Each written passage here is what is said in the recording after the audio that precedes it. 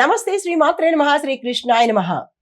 Hit TV భక్తి ప్రేక్షకులకు స్వాగతం సుస్వాగతం. నవంబర్ నెల 28వ తారీఖు మేషాది ద్వాదశ రాశుల వారికి ఎలాంటి గ్రహ స్థితులు ఉన్నాయి, ఆ గ్రహాలు ఇచ్చే ప్రభావము, వాటి యొక్క ఫలితాలు, సూచనలు, సలహాలు ఏమిటి, ఎలా ఉన్నాయి అనే అంశంలో ముందుగా ఈ రోజు గ్రహ స్థితులు చూసినట్టయితే కనుక చంద్రుడు ధనస్సు రాశిలో ప్రవేశిస్తున్నాడు. సూర్యుడు బుధుడు యుతిలో వృచ్చికంలో సంచారం చేస్తున్నాడు. గురుడు మిథునంలోను, శుక్రుడు తులాలోను, కుజుడు కన్యలోను, శని భగవానుడు కుంభంలోను, రాహు మేషంలోను, కేతు తులాలోను సంచారం చేస్తున్నారు.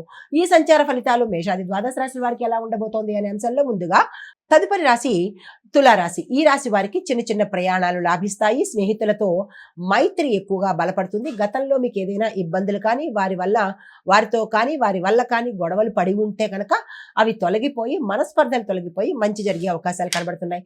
కొత్త పరిచయాలు ఏర్పడతాయి. వారి ద్వారా మీకు ఉపకారం జరిగేందుకు అవకాశం కనబడుతోంది. సూచన ఏంటంటే కనుక ఈరోజు మీరు డల్గా ఉండాల్సిన స్థితి వస్తుంది, కానీ ఉత్సాహంగా ఉండడానికి ప్రయత్నం చేసుకోండి. పరిహారము శుక్రదేవుడికి అంటే శుక్ర గ్రహానికి తెల్లని గంధంతో పూజ చేసినట్టయితే కనుక మంచి జరిగే అవకాశం ఉంది.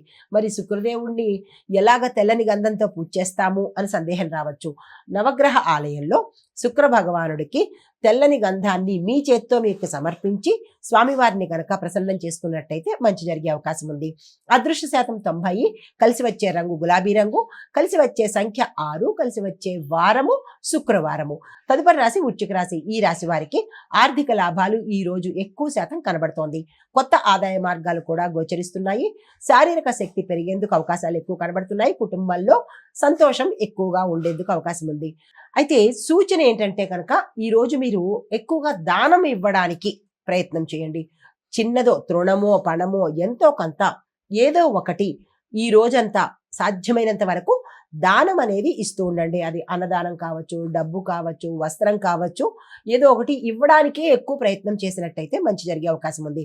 అయితే పరిహారంగా ఏంటంటే కనుక సుబ్రహ్మణ్యేశ్వర స్వామి వారి ఆలయ దర్శనం చేసుకుని అక్కడ స్వామివారికి స్వయంగా మీ చేత్తో పాలాభిషేకం చేసుకున్నట్టయితే గ్రహరీత్యా ఏమైనా ఇబ్బందులు ఉంటే తొలగిపోయే అవకాశం ఉంది.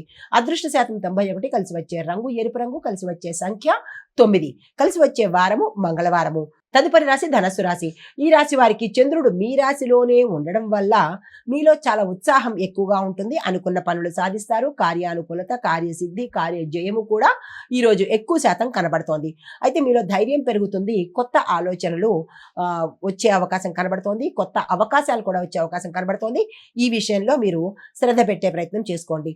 వ్యక్తిత్వంగా కొంత మీకు పరిపక్వత రావడంతో పాటు ధార్మిక కార్యక్రమాలు చేసుకోవాలన్న ఆలోచన కలుగుతుంది.